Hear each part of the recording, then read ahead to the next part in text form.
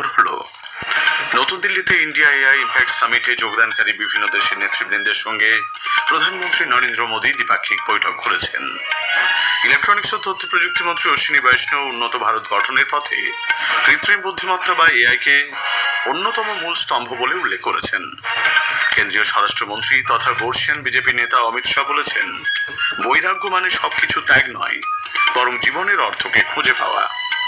নির্বাচন কমিশন আজ 10টি রাজ্যের রাজ্যসভার 37টি আসনের জন্য ভোট গ্রহণের দিনক্ষণ ঘোষণা করেছে। জেনেভায় ইউক্রেন ও রাশিয়ার মধ্যে শান্তি আলোচনা মাত্র 2 ঘন্টার মধ্যে ভেস্তে গেছে। টি-20 বিশ্বকাপ ক্রিকেটে ভারত আজ নেদারল্যান্ডসের মুখোমুখি হয়েছে। দক্ষিণ আফ্রিকা 6 উইকেটে আরব আমির শাহীকে এবং পাকিস্তান 102 রানে নামিবিয়াকে হারিয়ে দিয়েছে। আসছি বিস্তারিত খবরে। নতুন দিল্লিতে ইন্ডিয়া এআই ইম্প্যাক্ট সামিট 2026-এর ফাঁকে প্রধানমন্ত্রী নরেন্দ্র মোদী আজ একাধিক দ্বিপাক্ষিক বৈঠক করেছেন।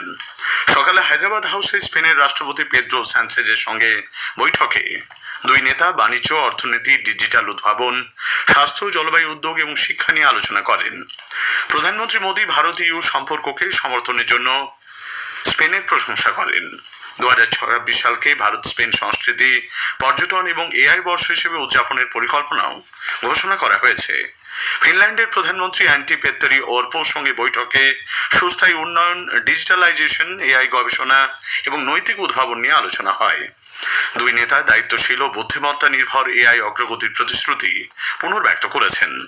তারা 6G, পরিচ্ছন্ন জ্বালানি, বায়োফুয়েল এবং সার্কুলার ইকোনমি নিয়ে সহযোগিতা বৃদ্ধির ব্যাপারে আলোচনা করেন। সার্বিয়ার রাষ্ট্রপতি আলেকজান্ডার ভুচিকের সঙ্গে বৈঠকে বাণিজ্য, বিনিয়োগ, এআই, ফিনটেক, শিক্ষা, কৃষি ও পর্যটন সহযোগিতা নিয়ে আলোচনা হয়। ক্রোয়েশিয়ার প্রধানমন্ত্রী অ্যান্দ্রেজ প্লেনকোভিচের সঙ্গে বৈঠকে তিনি মানুষের সঙ্গে মানুষের যোগাযোগ নিয়েও আলোচনা করেন। এস্তোনিয়ার রাষ্ট্রপতি আলার কারিসের সঙ্গে বৈঠকে ডিজিটাল প্রযুক্তি সম্পর্কে জোরদার করার ব্যাপারে আলোচনা হয়। তারা ইউর সঙ্গে মুক্ত বাণিজ্য চুক্তির দ্রুত বাস্তবায়নের গুরুত্ব তুলে ধরেছেন। কাজাখস্তানের প্রধানমন্ত্রী ওলঝাস বেকতানভের সঙ্গে বৈঠকে কৌশলগত অংশীদারিত্ব, বাণিজ্য, প্রতিরক্ষা, জ্বালানি এবং উদীয়মান প্রযুক্তি নিয়ে আলোচনা হয়েছে। ভুটানের প্রধানমন্ত্রী শেরিং টোবগের সঙ্গে বৈঠকে জ্বালানি সংযোগ, উন্নয়ন, অংশীদারিত্ব এবং এআই সহযোগিতা নিয়ে আলোচনা হয়। দুই নেতা ভারত ভুটান সম্পর্ককে আরও দৃঢ় করার প্রতিশ্রুতি দেন।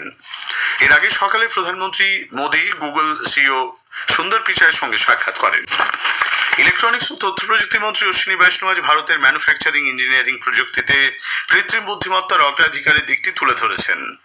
নতুন দিল্লিতে অনুষ্ঠিত ইন্ডিয়া ইম্প্যাক্ট সামিট 2026-এ শিল্প নেতৃবৃন্দ, আন্তর্জাতিক শিক্ষাবিদ, নীতি নির্ধারক এবং প্রযুক্তি বিশেষজ্ঞদের সঙ্গে বৈঠকে তিনি বলেন, উন্নত ভারত গঠনের পথে কৃত্রিম বুদ্ধিমত্তা অন্যতম মূল স্তম্ভ। Our Honorable Prime Minister Shri Narendra Modi ji for giving us this vision of involving the youth in the responsible and ethical use of AI. It is his vision that inspired us to reach out to the colleges, speak to the faculty members, speak with the students and request them to take this pledge of using AI as a tool good for society, as a technology which helps us improve our life and make sure that the use is ethical and good. Shri বৈষ্ণব আজ AI for manufacturing engineering technology AI made শীর্ষক একটি নথি প্রকাশ করেছেন। এতে উৎপাদন এবং সংশ্লিষ্ট ভ্যালু চেইনে এআই সংযুক্ত করার কৌশলগত দিশানির্দেশ তুলে ধরা হয়েছে। এস্তোনিয়ার রাষ্ট্রপতি আলার কারিস বলেছেন, কৃত্রিম বুদ্ধিমত্তাকে দায়িত্বশীলতার সঙ্গে পরিচালনার জন্য সঠিক শিক্ষা অত্যন্ত গুরুত্বপূর্ণ। আজ নতুন দিল্লিতে ইন্ডিয়া এআই ইম্প্যাক্ট সামিটে অংশ নিয়ে তিনি বলেন, গণতন্ত্রের মূল কথাই হলো তথ্য এবং প্রযুক্তি বিষয়ে নাগরিক সচেতনতা। আগামী 5 বছরে $15 বিলিয়ন বিনিয়োগের অংশ হিসেবে ভারতকে মার্কিন যুক্তরাষ্ট্রের সঙ্গে নতুন সাবমেরিন কেবল দ্বারা সংযুক্ত করা হবে বলে গুগল ঘোষণা করেছে। আজ ইন্ডিয়া এআই ইম্প্যাক্ট সামিট 2026 এক বিবৃতিতে গুগলের তরফে জানানো হয়েছে, আমেরিকা ইন্ডিয়া কানেক্ট নামে সহযোগিতামূলক উদ্যোগের মাধ্যমে বিশাখাপত্তনমে একটি নতুন আন্তর্জাতিক সাবসি গেটওয়ে স্থাপন করা হবে। গুগলের মুখ্য কার্যনির্বাহী আধিকারিক সুন্দর পিচাই বলেছেন, ভারত আগামী দিনে এআই ক্ষেত্রে অসাধারণ অগ্রগতি করবে।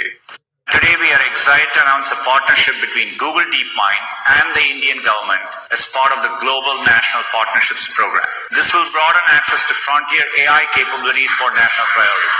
Demis will share more later on. We're also partnering with Atal Tinkering Labs to bring Gen AI assistance to over 10,000 Indian schools and 11 million students with a focus on robotics and coding in the classroom. Google has a full stack commitment to India, and I've never been more excited about the future we are building together.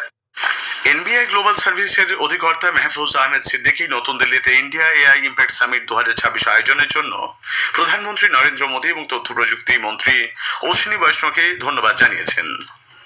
I would like to thank the Honorable Prime Minister of India, Shri Narendra Modi ji, and the Honorable IT Ministers who have organized such a wonderful AI Impact Summit in Delhi, which is first of its kind in India. And I'm sure that this is going to give a boost to the artificial intelligence startup companies, individuals who are seeking to grow their businesses in the AI industries. ফরাসি রাষ্ট্রপতি Emmanuel macro এবং স্বাস্থ্য ও পরিবার কল্যাণ মন্ত্রী জগৎ প্রকাশ নাড্ডা আজ নতুন দিল্লির এমসে বিশ্ব স্বাস্থ্য এআই সংক্রান্ত ভারত ফ্রান্স ক্যাম্পাসের সূচনা করেন। বিশ্ব স্বাস্থ্যে কৃত্রিম বুদ্ধিমত্তায় দুদেশের সহযোগিতা জোরদার করার লক্ষ্যে এটি একটি গুরুত্বপূর্ণ উদ্যোগ। কর্ণাটকের কংগ্রেস নেতৃত্বাধীন সরকার জলের দামে সরকারি সম্পত্তি বিক্রি করে কংগ্রেস ভবন তৈরির টাকা তুলছে বলে বিজেপি অভিযোগ করেছে। আজ নতুন দিল্লিতে সাংবাদিকদের কাছে দলের মুখপাত্র গৌরব ভাটিয়া বলেন, राज्य प्रतिटी क्षेत्र में दुर्नीति चलছে। कांग्रेस पार्टी और नकली गांधी परिवार का जो स्नेह और प्यार सरकारी जमीन से है वो इतना बढ़ गया है, करीब 2 दर्जन 24 ऐसी सरकारी जमीनें थी जहां पे कर्नाटका की जनता के लिए सिविक एमिनिटीज आनी थी। जब अखबार में ये आया, ये 2 दर्जन 24 ऐसी सिविक एमिनिटीज हैं जो कि जनता के हित के लिए अब इस्तेमाल नहीं होंगी, ये इस्तेमाल हो रही हैं कांग्रेस के भवन बनाने के लिए। খবর শুনছেন আকাশবাণী থেকে। কেন্দ্রীয় স্বরাষ্ট্রমন্ত্রী তথা বর্ষিয়ান বিজেপি নেতা অমিত শাহ স্ত্রীল ভক্তি সিদ্ধান্ত সরস্বতী ঠাকুরের 152তম জন্মবার্ষিকী উপলক্ষে আজ নদিয়ার মায়াপুরে ইস্কন মন্দির দর্শন করেন। সেখানকার ভক্তদের কাছে তাঁর মনের ভাব ব্যক্ত করেছেন। শ্রী শাহ বলেন, মায়াপুরে তিনি দেশের স্বরাষ্ট্রমন্ত্রী হিসেবে নয়, শ্রী চৈতন্যের একজন ভক্ত হিসেবে এসেছেন। তিনি জানান, মায়াপুরে আসার আগে প্রধানমন্ত্রীর সঙ্গে কথা বলেন এবং প্রধানমন্ত্রী সব ভক্তদের শুভেচ্ছা জানিয়েছেন। শ্রী চৈতন্য মহাপ্রভু ভক্তি আন্দোলনের যে সূচনা করেছিলেন তাকে এগিয়ে নিয়ে গেছেন প্রভুপাদ শ্রীল ভক্তি সিদ্ধান্ত সরস্বতী ঠাকুর। इस्कॉन आंदोलन को पूरे विश्व में फैला हुआ देख रहे हैं तो भक्ति वेदांत प्रभुपाद जी और उनके प्रेरणा स्रोत भक्ति सिद्धांत प्रभुपाद जी, ये दोनों के जीवन का ही सारा कर्म फल है कि आज इस्कॉन पूरी दुनिया में फैलकर सनातन धर्म की ध्वजा को पूरी दुनिया में पहुंचा रहा है। তিনি মতুয়া সম্প্রদায়ের 2 গুরু হরিচাঁদ ঠাকুর এবং গুরুচাঁদ ঠাকুরের প্রসঙ্গ উল্লেখ করে বলেন, তারাও গোটা বিশ্বে ভক্তি আন্দোলনকে ছড়িয়ে দিয়েছেন। নির্বাচন কমিশন আজ 10 রাজ্যে রাজ্যসভা 37টা আসনের জন্য ভোট গ্রহণের সূচি ঘোষণা করেছে। আগামী 26শে ফেব্রুয়ারি এই নির্বাচনের জন্য আনুষ্ঠানিক বিজ্ঞপ্তি জারি করা হবে। মনোনয়নপত্র পেশ করা হবে 5ই মার্চ পর্যন্ত। 6ই মার্চ জমা পড়া মনোনয়নপত্রগুলি পরীক্ষা করে দেখা হবে। নাম প্রত্যাহারের শেষ দিন 9ই মার্চ। 16ই মার্চ ভোট নেওয়া হবে। নির্বাচন কমিশন সূত্রে জানা গেছে, সকাল 9টা থেকে বিকেল 4টে পর্যন্ত ভোট গ্রহণ চলবে। ওই দিনই বিকেল 5টা থেকে ভোট গণনার কাজ শুরু হবে। জেনেভায় ইউক্রেন এবং রাশিয়ার শান্তি আলোচনা আজ মাত্র 2 ঘন্টার মধ্যে ভেস্তে গেছে। ইউক্রেনের রাষ্ট্রপতি ভলোদিমির জেলেনস্কি এই আলোচনা চালানোকে কঠিন বলে উল্লেখ করে রাশিয়াকে দায়ী করেছেন। জেলেনস্কি বলেন, রাশিয়া চায় না 4 বছরের লড়াই শেষ হোক। টি-20 বিশ্বকাপ ক্রিকেটে ভারত আজ গ্রুপ পর্বের শেষ ম্যাচে নেদারল্যান্ডসের মুখোমুখি হয়েছে। আহমেদাবাদের নরেন্দ্র মোদী ক্রিকেট স্টেডিয়ামে টসে জিতে ভারত প্রথমে ব্যাট করছে। শেষ পাওয়া খবরে ভারত 4 ওভারে 1 উইকেটে 35 রান করেছে। আজ অন্য ম্যাচে নতুন দিল্লির অরুণ জেটলি স্টেডিয়ামে দক্ষিণ আফ্রিকা 6 উইকেটে সংযুক্ত আরব আমিরশাহীকে হারিয়ে দিয়েছে।